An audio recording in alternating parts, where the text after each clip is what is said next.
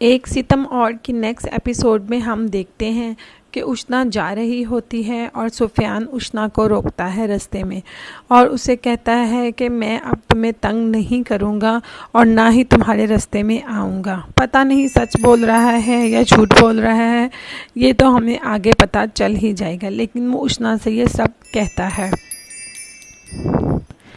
उष्ना उसको देख के काफ़ी हैरान हो जाती है क्योंकि उष्ना को लगता नहीं कि वो ऐसा भी कर सकता है। जब हम दूसरी तरफ देखते हैं तो शेरोज़ सोच रहा होता है कुछ और उसके बाद वो अपनी माँ के कमरे में जाता है और अपनी माँ को कहता है कि आप मेरे से बात क्यों नहीं कर रही हैं।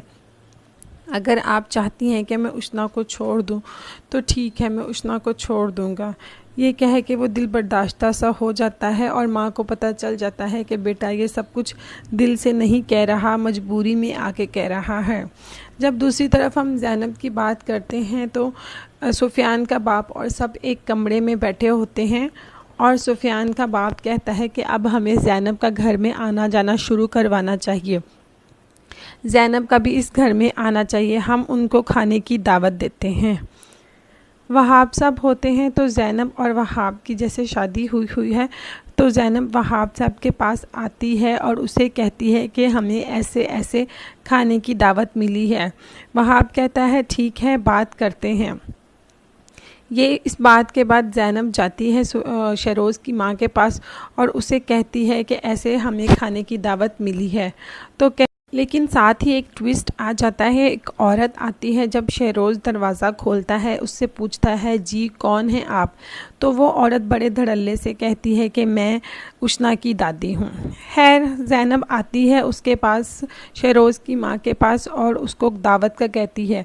वो कहती है जिसने मेरे बेटे को गोली मारी मैं वहाँ कभी नहीं जा सकती। दूसरी तरफ शेरोज़ उष्ना को बताता है कि आज घर में एक औरत आई थी और वो ख़ुद को तुम्हारी दादी कह रही थी। उष्ना ये सुनकर थोड़ी हैरान भी होती है और परेशान भी हो जाती है। शेरोज़ की माँ कहती है कि मैं उष्ना के साथ शेरोज़ की शादी कभी भी नहीं होने दे सकती क्योंकि इससे मेरे बेटे की जान को ख़तरा है। उष्ना की शादी तो सुफियान से ही होगी क्योंकि सुफियान उष्ना को पसंद करता है और वो कभी भी इन दोनों को बसने नहीं देगा। ये सारी बातें वो वहाब को कह रही होती है, लेकिन उसके जवाब में वहाब कहता है कि तुम्हारा बेटा उष्ना को पसंद करता है, तुम अपने बेटे की पसंद उससे कैसे छीन सकती हो, उनकी शादी हो चुकी है तो सुफियान के पास क्यों जाएगी वो।